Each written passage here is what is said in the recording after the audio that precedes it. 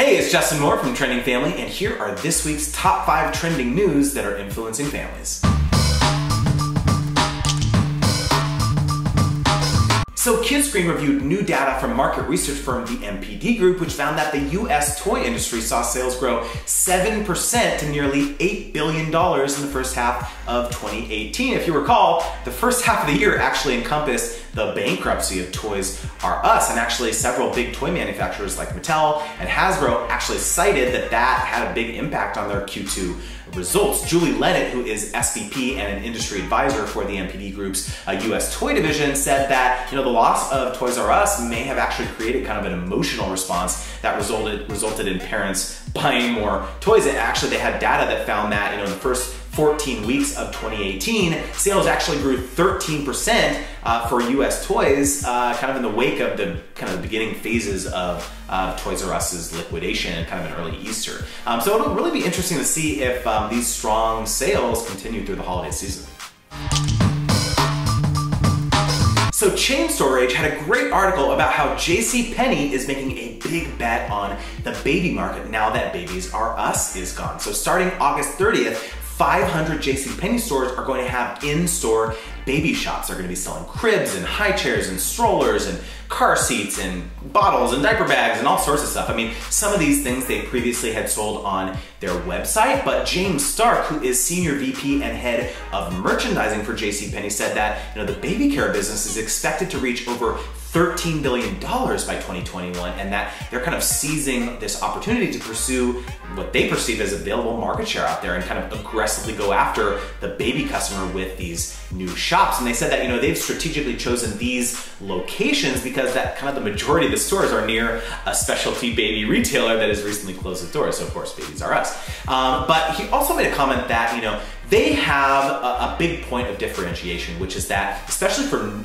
first-time parents, there's a big value to being able to go and touch and feel the car seats and the cribs and the strollers and just kind of test drive those things, right? And we've talked about before how important kind of this omni-channel sales vetting process is to especially millennials, where maybe even sometimes they'll whip out their phone and start reading reviews about items while they're in the store. So it'll be interesting, really interesting to see if this strategy pays off for JCPenney.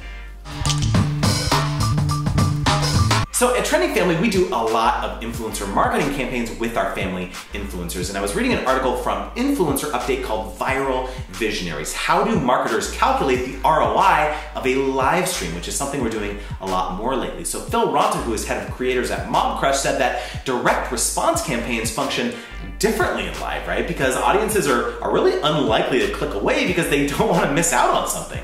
And so kind of thinking through your campaign a little bit more holistically than just real-time click-through rates. And similarly, Ben Grubbs, who is CEO of Next 10 Ventures, talked about the shelf life of some of these live streams on certain platforms. So, YouTube and Facebook, they allow you to archive them. And sometimes, you get a large percentage of, the views in the kind of VOD window. And so, thinking through, especially if you're engaging with influencers during these live streams, you're engaging either their audiences or your audiences, which is great, of course. But thinking through, how does this play in with your content marketing strategy? So that can be really important as well.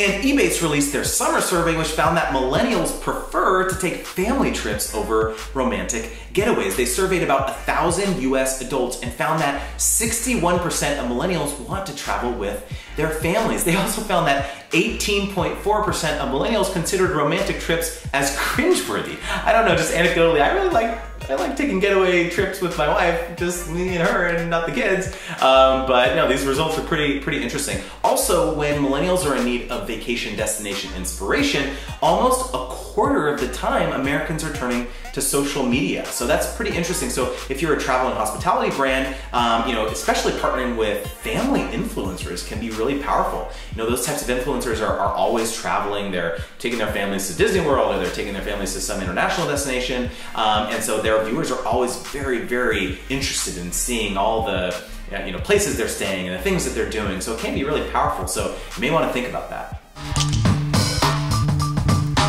So Kidscreen covered that Bluprint, which is a digital lifestyle destination now owned by NBC Universal Cable Entertainment, is launching something called Together. It's a new vertical featuring exclusive original programming and classes that are encouraging families to try and learn new things together. It's targeting kids age 6 to 12, and Dave Howe, who is President of Strategy and Commercial Growth at NBCU, has said that this is really kind of laying the foundation for what they're hoping to accomplish. So this Bluprint was originally called Craftsy. NBCU acquired them a little bit more than a year ago, and they think that the unique content and some of the commerce capabilities that Bluprint has is really, really compelling.